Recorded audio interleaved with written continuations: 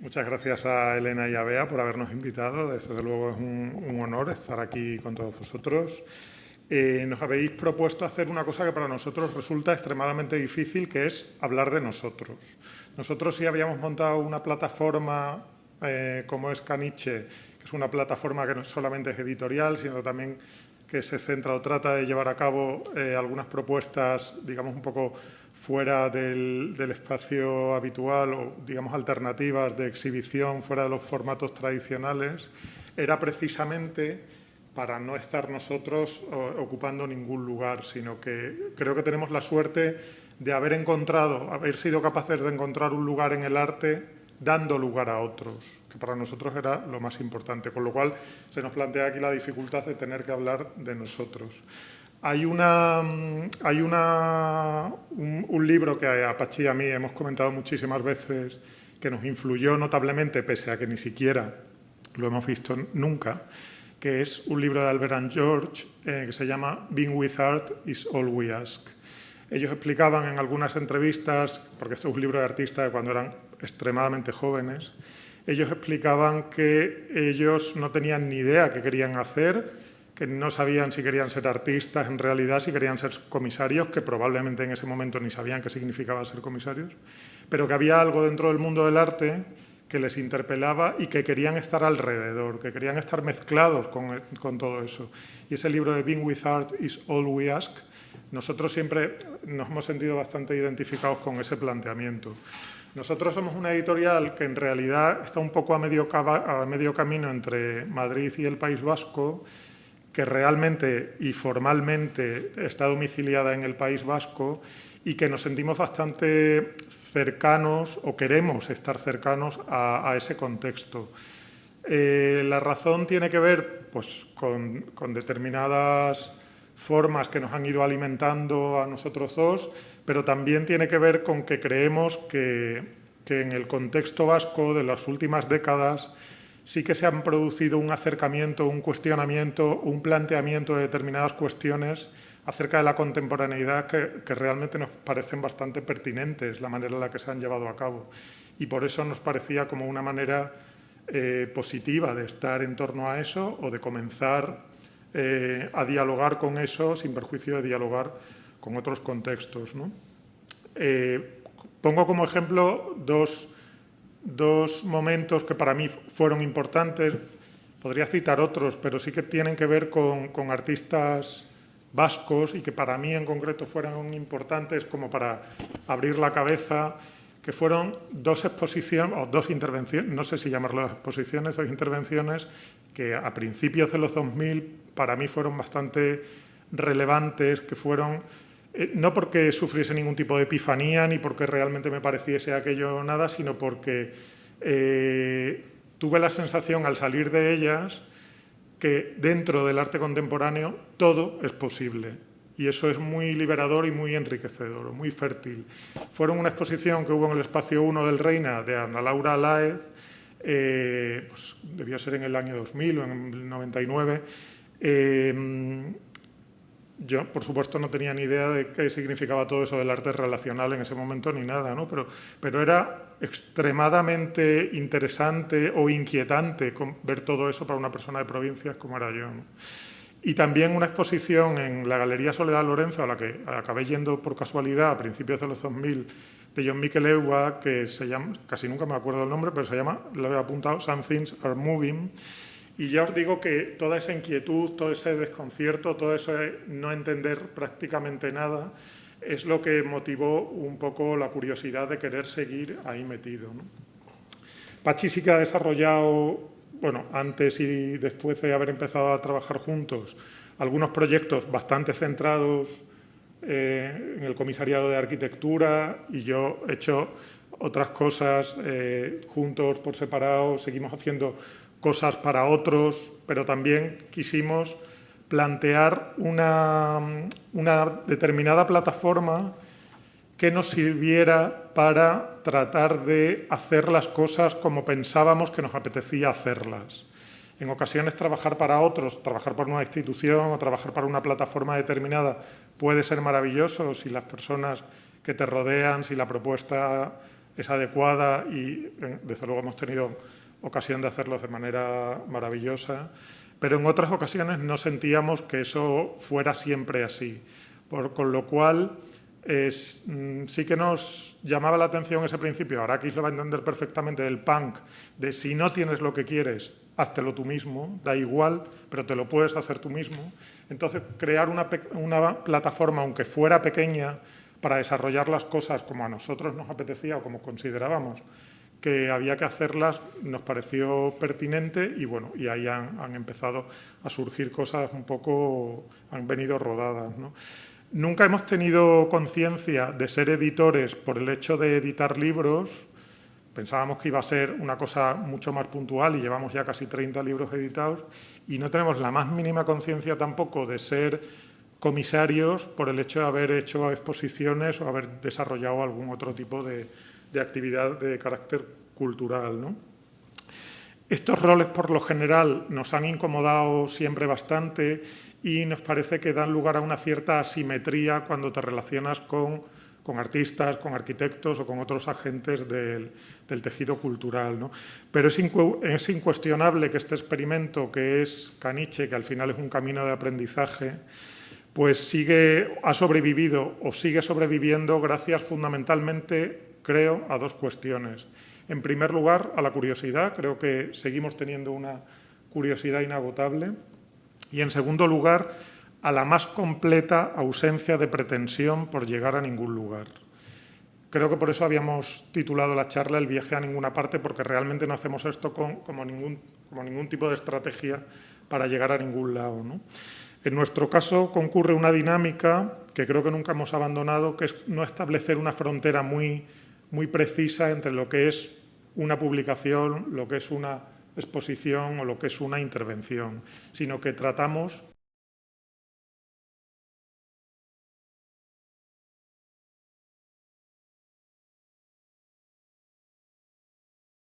en esta imagen que estáis viendo. Bueno, se trata de una intervención que acabamos de hacer también en el Centro de Documentación de La Panera. Se ha desmontado esta semana y querían exponer todos nuestros libros, bueno, todos menos los propiamente que podrían denominarse libros de artista, es decir, las piezas no están, pero todos los libros, digamos, más convencionales, podría decir, estaban expuestos. Y lo que nos parecía interesante era subrayar una cosa que nosotros hemos tratado de huir siempre, que es huir de la estandarización. Al final, cada proyecto, cada libro es de su padre y de su madre, y de ahí que cada concreto recipiente, cada continente se adapte un poco a la forma, al tamaño, a la idea de cada libro, ¿no? Eso nos hace que afrontemos cada proyecto casi desde cero, que realmente surge la posibilidad desde cero de hacer un proyecto determinado, sin perjuicio. Creo que poco a poco sí que hemos ido consiguiendo una cierta identidad y un cierto aire de familia, ¿no?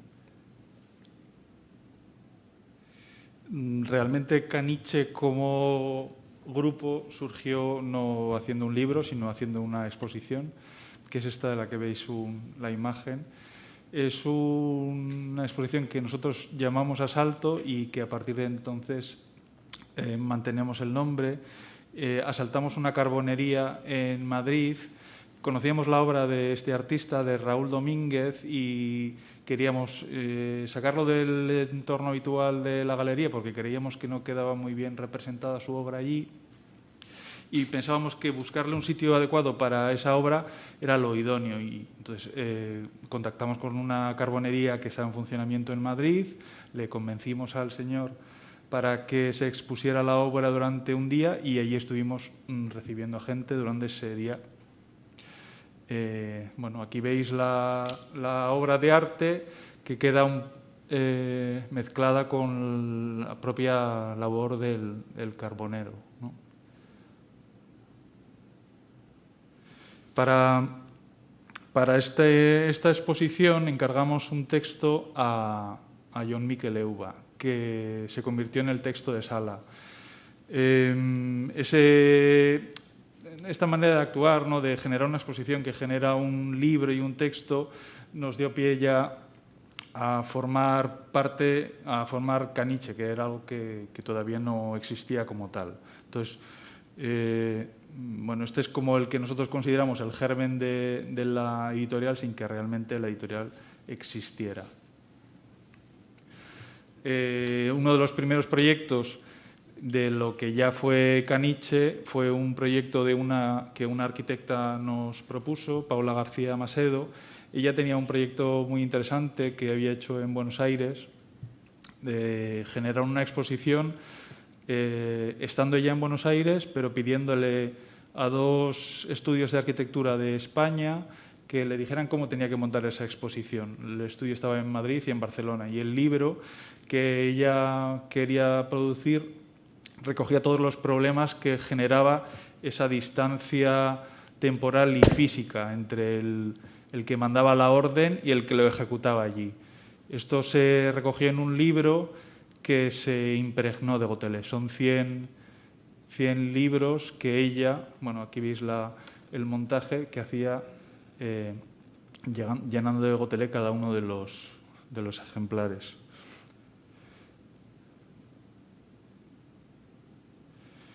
Y esto es algo que luego nos ha sucedido bastantes veces, que hay un libro que genera una exposición que a su vez genera un libro. Como que los proyectos no tienen un principio y un final claro, sino que pueden dilatarse en el tiempo y no nos separamos de él. Con Paula nos quedamos muy contentos con el proyecto que se generó.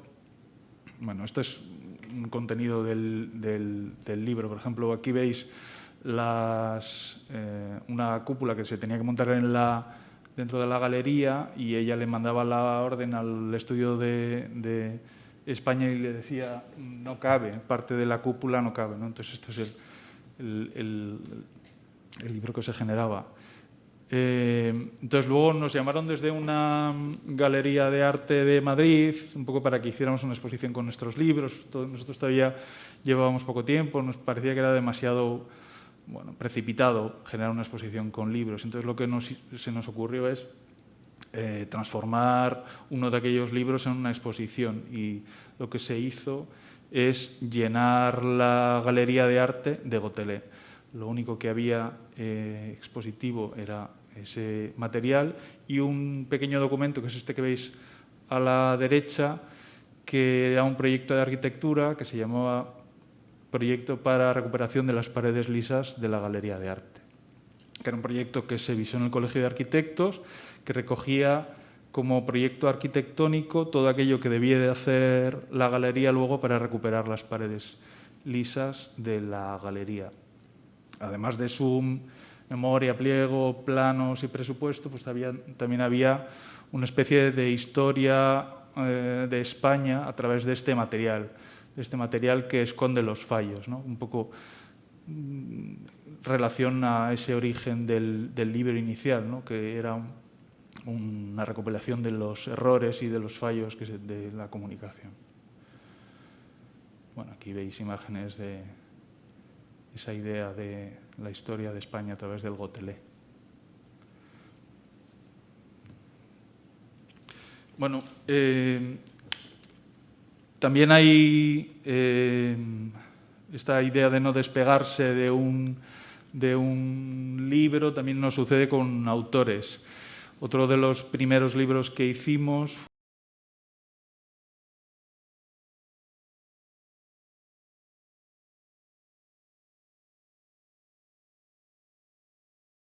la historia de la ingeniería en el país, desde la fundación de la Escuela de Ingenieros y Caminos en el siglo XVIII, me parece, hasta nuestros días.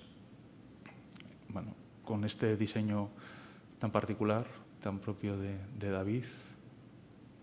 Bueno, él hacía una historia de la historia de España a través de la ingeniería, ¿no?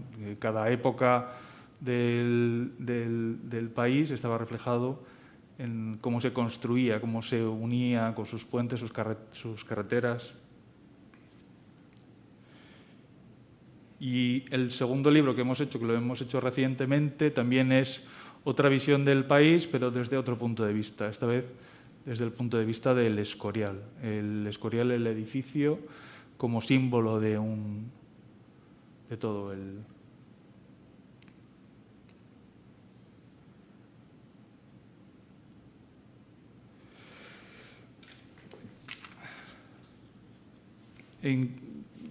Realmente no vamos a hacer una recopilación de todos los libros, sino que estamos haciendo como una vista genérica de la producción de Caniche, que da pie a entender cómo vamos derivando y sin un final claro, pero que nos va llevando de un proyecto a otro. Este es un encargo que nos hizo Matadero. Matadero nos llamó para producir un libro con algunas de las actividades que estaban sucediendo en aquel momento en el Centro de Artes Vivas. A nosotros nos interesó una acción que estaba llevando a cabo un coreógrafo galés con un colectivo de artistas que se llama Debajo del Sombrero. El coreógrafo se puso en contacto con seis de los artistas y se recopiló durante un año el trabajo que estuvo haciendo el coreógrafo con estos artistas, que tienen la particularidad de que tienen algún tipo de discapacidad intelectual. Sí. La verdad es que a nosotros nos encantó el proyecto, nos encantó formar parte de Debajo del Sombrero, conocer todo lo que ellos hacían, incluso conocer a alguno de los artistas que formaban parte. Nos gustaban tanto que queríamos seguir formando parte de todo aquello. Y había uno de ellos, que es Andrés Fernández, que es un chico que es autista y que no habla. Lo que hace es comunicarse con el resto del mundo a través de mapas. Mapas que son reales, que él hace de recorridos, pero que también son mapas muy subjetivos, porque mezcla sus recorridos normales con incluso vivencias personales o vivencias imaginadas, porque uno de sus elementos que más repite es el canal del parto, lo que él piensa o recuerda desde que se le generaron, en la fecha en que se supone que le generaron, hasta que nació. Entonces, bueno, aquí vemos a Andrés Fernández en una de las acciones que hizo con Kaitomos, que era una deriva por la ciudad, y luego Andrés lo dibujó.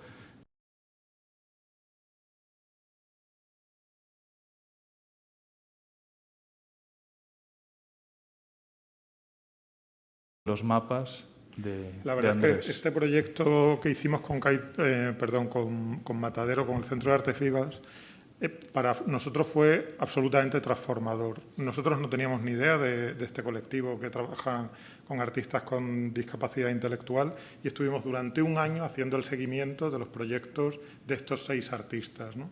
Que hay algunos absolutamente alucinantes, porque había unos vídeos de Belén que son impresionantes, y Chiar, o sea, son impresionantes. Y eso para nosotros también puso de manifiesto lo perturbador que puede ser tener una hoja de ruta, porque esto fue un proyecto que probablemente nunca se nos hubiese ocurrido a nosotros y vino de una propuesta externa, es decir, una propuesta del director del Centro de Artes Vivas, que no nos conocíamos, pero había visto uno de nuestros libros. Dijimos que sí, pero sin saber muy bien por qué, porque había algo como que nos llamaba la atención en esa práctica. Y realmente ha sido una de las experiencias más transformadoras el meterte dentro de la creación sin ningún tipo de límites, como se meten estos artistas, y ser capaces además de generar pues muchísimas cosas, ¿no? Porque el libro de Andrés finalmente lo llevaron a la Bienal de Berlín, ha hecho ya 2 exposiciones individuales. Y es absolutamente necesario que, por supuesto, que lo institucional, pero también que el público conozca esta manera de acercarse al hecho artístico sin las cortapisas con las que normalmente nos acercamos la mayor parte de nosotros, ¿no? Para nosotros fue radicalmente transformador este proyecto. Este es el tercer asalto que hicimos. 2 artistas, Carlos Martínez Bey y Javier Arbizu, se pusieron en contacto con nosotros, estaban trabajando con el Museo Teiza y querían hacer una intervención en Casa Huarte. Como nosotros teníamos contactos, por otra serie de cuestiones, con las propietarias, pues conseguimos que todo aquello se llevara a cabo. Y lo que hicimos es, de nuevo, asaltar durante un día uno de los edificios más importantes de la arquitectura del siglo XX en España.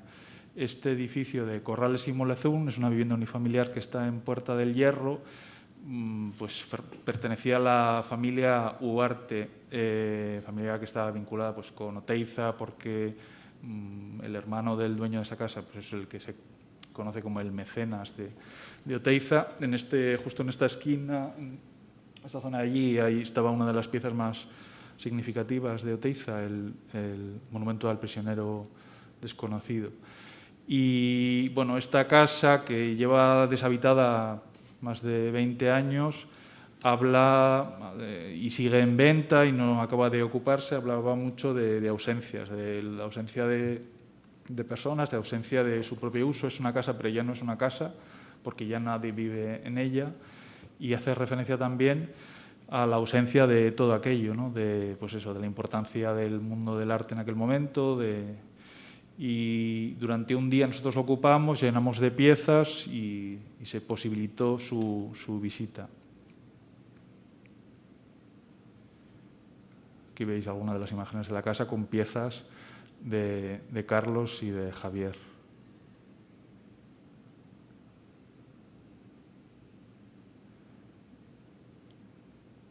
Esto, de nuevo, bueno, la segunda parte de esta exposición se llevó al Museo Oteiza. Ellos algunas de las piezas las llevaron allí, otras piezas las hicieron nuevas para el Museo Oteiza, y se creó un catálogo que se llamó así, Macla, Mamua, Bismuto, Vicario, entre nosotros, entre Caniche y el Museo Oteiza, y recopilaba las dos acciones, la acción en Casa Huarte y la exposición en el Museo Oteiza.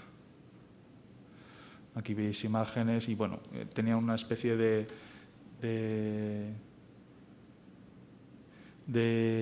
mezclados, bueno, de piezas de Oteiza mezcladas entre las imágenes de la exposición. El cuarto asalto, que es el que mostramos, una planta de una vivienda, es un proyecto de reforma de una casa que yo estaba haciendo en Bilbao, y durante el proceso de la reforma decidimos que algo teníamos que hacer. Paralizamos la reforma durante un par de días y hicimos una intervención en la misma. Las paredes en aquel momento estaban... Bueno, este es el estado original de la casa antes de iniciar las obras. Y paralizamos las obras ya estaban comenzadas, tenían los tabiques de pladur a medio montar, con una de las caras puestas y la otra no, y lo que se hizo es llenar suelo y paredes de obra de Lorea Alfaro. Luego, después, al día siguiente, la obra siguió. Aquella obra de Lorea Alfaro quedó emparedada. Aquí imágenes de la obra, del plano. Y lo único que se hizo es, cuando se acabó la reforma, se inauguró lo que se conocía como el asalto, que la única pista que había era un proyector con una imagen en el suelo, opinión, posición, haciendo referencia a aquello que estaba debajo del hormigón original. O sea, si picábamos ese suelo, aquí aparecería uno de los grafitis de Lorea Alfaro. Para esa intervención, Jon Otamendi, porque el proyecto era de Jon Otamendi y de Lorea, nos pidió un texto y yo hice un pequeño texto que se llamó Libro del Edificio. El Libro del Edificio es un documento técnico que se entrega a los propietarios de una casa cuando se acaba, para que se conozca cuáles son las tripas del mismo, ¿no? Si tiene algún día que hacer algún tipo de reforma, para que sepa dónde van las tuberías, dónde están los conductos. Entonces yo hice un texto que se llamaba así, diciendo que para los futuros moradores de esta casa tendrían que tener un libro del edificio que supiera que en el momento en el que empezaran a quitar el pladur iba a aparecer una obra de un artista, o cuando picaran el suelo porque ya no funcionaba la calefacción iba a aparecer un graffiti escondido debajo del hormigón. Bueno, hemos hecho muchos libros y algún no que ya... No sé si da tiempo a ver tanto. Sí, estamos extendiéndonos mucho. Bueno, este va a ser muy breve. Este es un libro de artista, ¿no? Como tal. Carlos Irijalba hizo un proyecto que se llamaba exaptación. Exaptación es un término científico muy reciente que hace referencia a la adaptación de las especies mediante la cual una mutación adquiere un uso diferente al que se creó. Por ejemplo, los huesos, que son reservorios de minerales, y el origen inicial era eso, precisamente, un reservorio de mineral, no tu sustento como animal vertebrado. Entonces, él hizo esta especie de libros que hacían referencia a los huesos, ¿no? Porque es un material que es el aluminio... ¿cómo se llama? No me acuerdo. Bueno, da igual. Es un material que se creó como para prótesis de huesos, pero luego realmente se usó para viajes espaciales, para un material muy ligero. Entonces hacía referencia a eso, a la diferencia, bueno, al uso. Para este proyecto intervino, nosotros hicimos aquí así como una labor de dirección de obra. Se hizo un paquetado que lo hicieron los hacedores, el vídeo lo hizo Cristina Garrido, las imágenes las fotografió Vicente Paredes, entonces intervino mucha gente en el proceso final. Este es hemos dicho antes que el libro anterior era un libro de artista, pero para nosotros realmente todos los libros que hacemos son libros de artista. Esta es Cristina Garrido, que tenía un proyecto muy interesante que se llamaba The Invisible Art of Documenting Art, que fotografiaba. Ella hizo entrevistas a fotógrafos que documentaban obras de arte, bien en exposiciones, museos. Lo que hizo Cristina es girar la cámara, poner el foco en el fotógrafo, que es el que da la información, poniendo un poco en duda quién es la cuestión de la autoría de la obra final, ¿no? Porque tú la obra que estás consumiendo a base en blogs, en Instagram...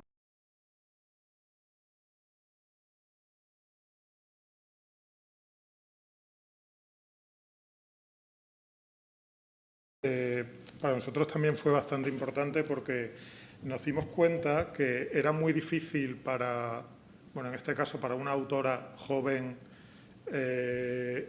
llevar a cabo un proyecto sin el paraguas institucional. Es decir, es muy difícil que una artista desarrolle un proyecto financiado enteramente por nosotros, en este caso, y además sin bueno, sí, con las cortapisas normales, pero que era un proyecto realmente difícil de producir porque había muchísima imagen, muchísimos derechos sobre esas imágenes porque se contraponían el fotógrafo, la galería, el artista, el escultor o el que fuera que lo hubiera hecho, con lo cual era también un lío jurídico considerable y realmente nos dimos cuenta cómo el sistema también invisibiliza desde el punto de vista de la producción a determinados, en este caso a un artista en sus 30 años, ¿no? Por eso nos parecía también importante acometer proyectos de esa manera. A partir de ahí, que habrían pasado como 4 años o así desde que empezamos el proyecto, sí que pensamos que ya estábamos preparados o que teníamos más argumentos como para poder empezar una línea editorial, la primera línea editorial, ¿no? Y empezamos una línea que estaba basada fundamentalmente en el texto. No se trataba de una línea ensayística porque dentro del texto podían caber distintos materiales, ¿no? Y la inauguramos, realmente fue un poco por casualidad que fuera Txomin Badiola, fue Txomin Badiola, pero podría haber sido alguna otra propuesta, ¿no? Txomin, nosotros le abordamos después de dar una conferencia, bueno, una charla que fue bastante loca en el Reina Sofía durante la exposición suya, y que realmente salieron a relucir muchísimos elementos en esa charla en la que ponían de manifiesto que determinados planteamientos formales habían ramificado o habían enraizado en muchas de las prácticas contemporáneas en el País Vasco, ¿no? Que había rastros perfectamente reconocibles de Txomin, quizá por la labor que había desempeñado en Arteleku o por lo fértil que pueda ser su trabajo en muchos artistas que a nosotros nos interesaban, ¿no? Y le propusimos poner eso por escrito. Un ensayo, ¿no? Un ensayo le proponíamos. Sí. Él se salió por la tangente porque realmente lo que hizo fue autoficción, una especie de novela autobiográfica y bueno, que nos parece maravilloso que exista, ¿no? Y esta línea textual, letra caniche, pues ya va por el cuarto volumen, ¿no? El cuarto que acaba de salir es de Leticia Ibarra, una joven poeta que pertenece a la escena del arte contemporáneo también, pero que nos gusta mucho porque ella se autorreivindica como poeta. Y nos parecía también muy importante tratar de recuperar esos vínculos que siempre habían existido entre la poesía y las artes plásticas, ¿no? Y que desde luego ella los recupera en su día a día, ¿no? El siguiente libro del que vamos a hablar, como está aquí, Antonio Ballester, que hemos tenido la suerte de hacer un libro con él, pues fue un momento para recuperar este libro, ¿no? Que realmente de hace muy poco, ¿hace cuánto? De diciembre, salió en diciembre. Hace poquísimo tiempo que salió este libro. Nosotros siempre decimos que lo que nos gusta con los artistas es enredar y flirtear. Entonces, todo libro o toda propuesta surge de un flirteo o de una relación muy de seducción con los artistas, ¿no? Yo he traído una cosa, Antonio, que a lo mejor te sienta mal que la traiga, pero es los 2 primeros mails que nos intercambiamos para hablar de lo que podríamos hacer juntos. Entonces, bueno, los he recuperado, son de diciembre del 2018, es decir, bastante antes de la propuesta, pero los voy a leer textualmente para que veáis un poco cómo surgen los proyectos, ¿no? Porque la mayor parte de los proyectos surgen de una manera bastante parecida. Querido Antonio, me ha pasado una cosa curiosísima. Cuando me has mandado un mensaje esta mañana, me he debido quedar con la copla y mi cabeza, creo que inconscientemente, se ha puesto a pensar qué podríamos hacer juntos algún día, probablemente cuando tú tengas tiempo y ganas y nosotros dinero para producirlo. Me he puesto a pensar en juguetes. No sé si eso tiene que ver con que siempre me han encantado los juguetes de Torres García, que para mí son exactamente igual de obra que las demás suyas, o que el libro que tengo tuyo sea un libro ilustrado. Pero me fui viniendo arriba y esta tarde me puse a buscar en Internet porque te imaginaba colaborando con algún carpintero y encontré una serie que me encantó porque además sirvió de referencia a arquitectos del movimiento moderno, que eran los Frobelgaben, no sé si lo pronuncio bien, Frobelgassen, que supongo que ya conoces. En estas andaba yo imaginando unos Frobelgassen rurales hechos por ti y me pongo a investigar al que los ideó, a Friedrich Frobel, que es fascinante, y a la 4ª o 5ª entrada en Internet veo que lo mencionas en una entrevista. Y claro, pensé que esto podía significar algo. Y Antonio me contestó al poco rato y me dice: Carlos, me parece una idea estupenda y si se ha dado esa coincidencia seguro que es porque hay que hacerlo. Llevo tiempo interesado en Frobel, lo llevé a la Bienal de Sao Paulo, una selección de su material educativo y ha sido un éxito total. Se conoce, como decía, sobre todo por la influencia que tuvo en la arquitectura moderna, porque Frank Lloyd Wright estudió en una escuela Froebel y tiene algunos croquis dibujados con los cubos de madera. No sé si lo conoces, pero el libro de la infancia de las vanguardias e Inventing Kindergarten son muy bonitos y hablan claramente de todas estas influencias. Bueno, me gusta la propuesta y me gustaría pensarlo con calma. Casi todos nuestros libros surgen de este tipo de conversaciones previas, de ir lanzando cosas y luego salió, bueno, pues un libro... Bueno, el libro realmente luego no tuvo nada que ver con el origen. No, era un libro que hacía un recorrido durante 3 días exactos, cada hora. Antonio tenía unos collages de 3 días, ¿no? Imágenes que son estas que se recogían en el libro. Era un libro mudo que lo que te hacía era derivar por el tiempo mirando imágenes. Era mudo incluso en la portada, porque esta era la portada. No tenías signos, sí que estaba el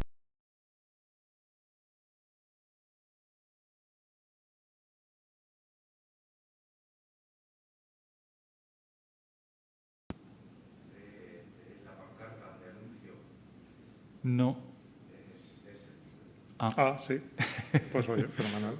En el suelo, Sí. Sí. con los colores allí en el estudio, es eso. Y las serigrafías que están en la exposición es libro desmontado. Ya. Sí, sí, sí. Sí. No todas las páginas, Sí. hay muchas que se repiten, otras eso, pero nada. Bueno, y también tenemos la suerte de tener aquí a una persona a la que llevamos persiguiendo lustros, podría decir, no sé, que es Patricia Esquivias, que es una artista importantísima para nosotros y que vamos a contar un poco por qué surgió nuestro interés por el trabajo de Patricia Esquivias. Nosotros, obviamente, ya conocíamos el trabajo de Patricia, o lo conocíamos de una manera no en profundidad, pero lo conocíamos porque ya habíamos visto la exposición en el K2M, porque ya habías hecho la Bienal de Berlín y habías llevado el folclore, y lo conocíamos, digamos, tangencialmente, como conoces otros muchísimos trabajos. Pero hubo un punto de inflexión para nosotros, que fue ir a Barcelona, a Estrain de la Mota, a ver una exposición sobre las aceras colombianas. No sé, no recuerdo el nombre de esa exposición. Ni tú tampoco. Bueno, pues nada, era una exposición en la que Patricia trabajaba con el arquitecto que había ido diseñando una serie de aceras en Colombia, había unos vídeos que realmente eran unos vídeos muy frágiles porque habías perdido el material fotográfico que habías ido sacando, entonces lo hiciste a través de Google Earth o algo así. Y luego había también una carta a ese arquitecto que había diseñado esas aceras, ¿no? Y bueno, en un momento determinado, Pachi y yo nos miramos y estábamos los dos llorando como magdalenas. Realmente no porque hubiese ahí una especie de exacerbación sentimental en absoluto, sino porque eran unas piezas con una belleza tan apabullante que realmente era como que hacían daño verlas. Bueno, pues salimos así, de esa manera. Me ha pasado hace muy poco también cuando hiciste en el Círculo de Bellas Artes lo del kebab. Ella hizo un trabajo sobre la fuente que hay en el Círculo de Bellas Artes, relacionándola con un kebab que hay en Madrid, en la que el dueño había ornamentado la fachada con una serie de elementos que a ella le parecían fascinantes, y la intervención también consistió en una carta que le dirigía a ese dueño, que luego te había tratado fatal, ¿no?, cuando te habías acercado, porque pensaría que bueno, pues como pensaba el carbonero cuando le dijimos de alquilar su espacio, ¿no? Entonces, pues igual que con Antonio, surgía la idea de pedirle a Patricia que hiciese algo con nosotros, que todavía no está muy claro cómo vas. Muy claro, porque hemos ido divagando, navegando entre unas cosas, otras y las demás allá. Pero bueno, simplemente en ese proceso ya para nosotros resulta absolutamente fértil, ¿no? Sí, bueno, lo que hemos intentado hacer ver aquí en esta exposición un poco a salto de mata, porque no hemos hablado de todos los libros y no hemos seleccionado un poco algunos, es que no hay una hoja de ruta, no hay una dirección clara en Caniche. Pues bueno, estamos siempre probando elementos y a base de pruebas llegamos a resultados. Un poco el origen de ese nombre, del viaje a ninguna parte, ¿no? Sí. Eso es, pues ya está. ¿Y si hay algo de debate, alguna pregunta o algo así? Porque hemos hablado mucho más de lo que Arakis nos dejaba, que nos ha dicho 40 minutos como máximo.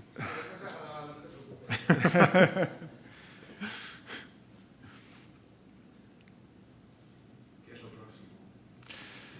Pues John Miquel Euba, otro libro de la colección Letra Caniche. En teoría iba a ir Ichigar Okariz, pero va antes John Miquel Euba. Y bueno, esto aparecerá en septiembre. Sí. Bueno, el libro ya está en imprenta, pero como verano no parece el mejor momento para sacar nada, sale en septiembre. Para nosotros es un libro importantísimo, primero por la relación personal y de cercanía y todo lo que hemos aprendido de John Miquel durante todos estos años. Ha sido un esfuerzo enorme, yo lo digo a nivel personal, porque es que ese libro partía de unas conferencias, de unas charlas que él dio, alguna contigo, Asier, y yo me dediqué, o él me puso como tarea, transcribirlas. transcribir las charlas. Porque John Miquel odia oírse. Claro, entonces a mí me tenía que tocó haber durante alguien- horas y horas y horas y días y días y días escucharle. Yo iba para atrás, transcribía, veía un error, transcribía, iba para atrás. Ya llegó un momento en el que yo había frases o pensamientos que no sabía si eran míos o suyos. Entonces yo los decía y yo he sido muchísimo más inteligente de lo que normalmente soy, porque no eran míos en realidad, sino que eran suyos. Pero ha sido un libro que luego esas transcripciones han tenido un proceso de edición gigante y es muy transformado, ¿no? Y bueno, estamos deseando, porque además la editora, nuestra compañera que Bueno, ha porque hecho la Caniche no somos solo nosotros. Claro, está Isabel también. Sí. Que es nuestra socia y que ella pertenece al mundo del libro estrictamente, no al mundo del arte, digamos. Lleva a cabo normalmente las labores de edición y ha sido una labor intensísima entre John Miquel e Isabel el haber llegado a este puerto, ¿no? A mí me parece casi imposible haber acabado. Y de hecho Isabel nos dice, no cejo leer el libro hasta que esté publicado para ver todas las transformaciones que ha ido sufriendo, porque tenemos un conocimiento un poco parcial, fragmentario, de todo lo que habrá a ver cómo van encajando todas las piezas, ¿no? Y bueno, en principio ese es el próximo libro, hay más, pero... Patricia, ¿qué vamos a hacer juntos?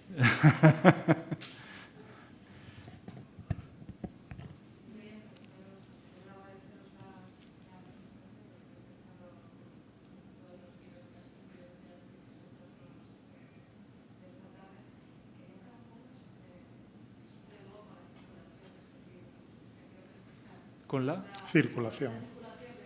Ah.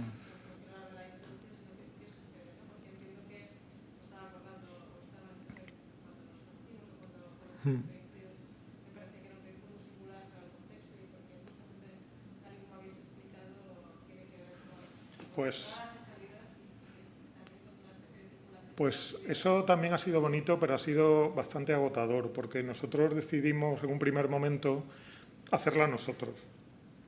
Bueno, y también éramos muy pequeños y no Sí, había nadie que se y interesara nadie, por el producto no que hubiésemos estábamos entrado. haciendo. No había ninguna distribuidora que pudiera mover esos libros. Pero haberla hecho nosotros durante 4 años ha sido muy importante para conocer un poco cómo funciona la distribución, las librerías, lo que puede funcionar, lo que no, determinados elementos que una librería te exige para que puedan tener un libro. Entonces, era bastante como un cierto camino de aprendizaje.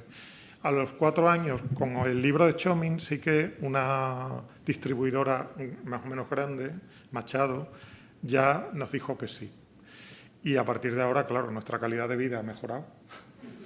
Porque nosotros íbamos con la mochilita a repartir libros, a que sea la central, que sea Anti, que sea tal, que sea cual. Y luego llamar, y ¿se han vendido? ¿No se han vendido? Sí. Y era muy, muy, muy sacrificado.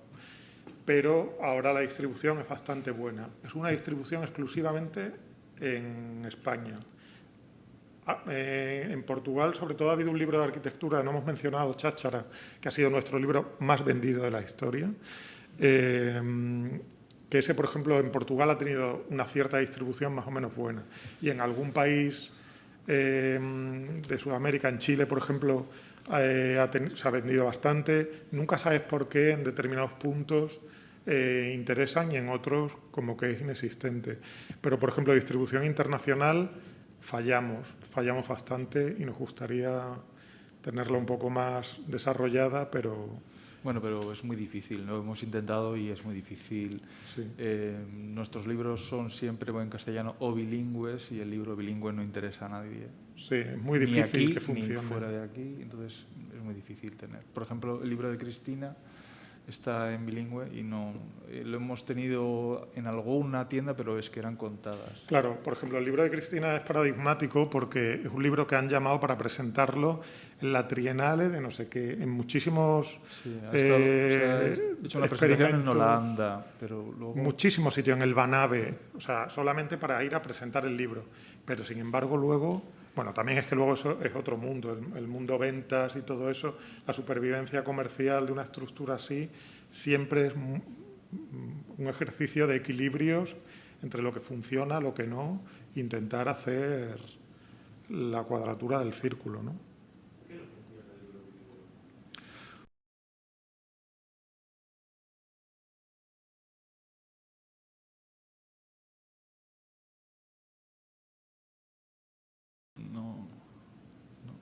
parece un libro natural, ¿no? Sí.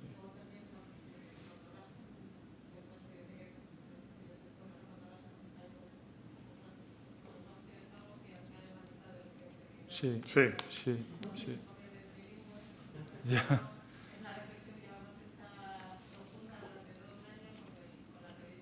sí, sí.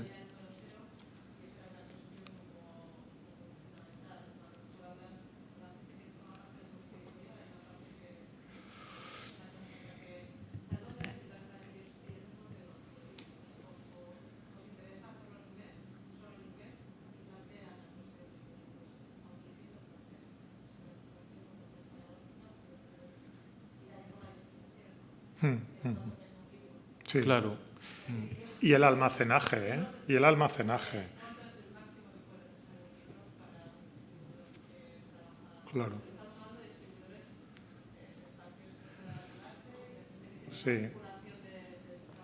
Lo cierto es que hacer un libro es un trabajo realmente titánico, ¿eh?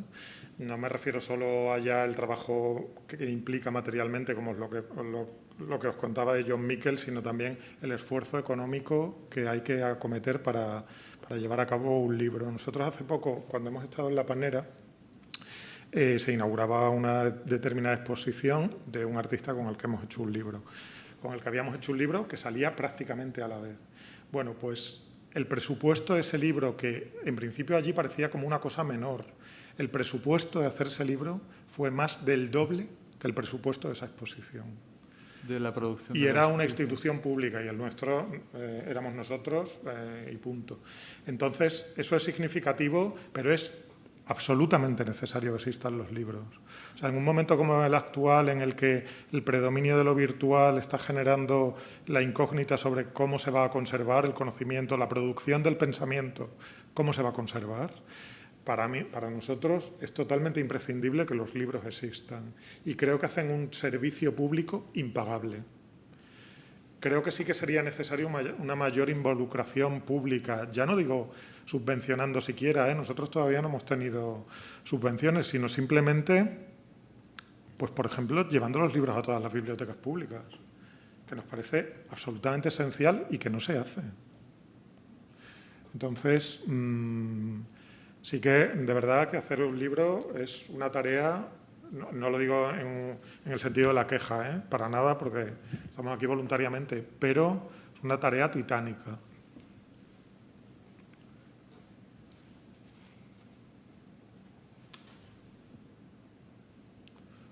Bueno, pues... Vale. Vale, perfecto. Muy bien. Muchísimas Muchas gracias a todos. gracias.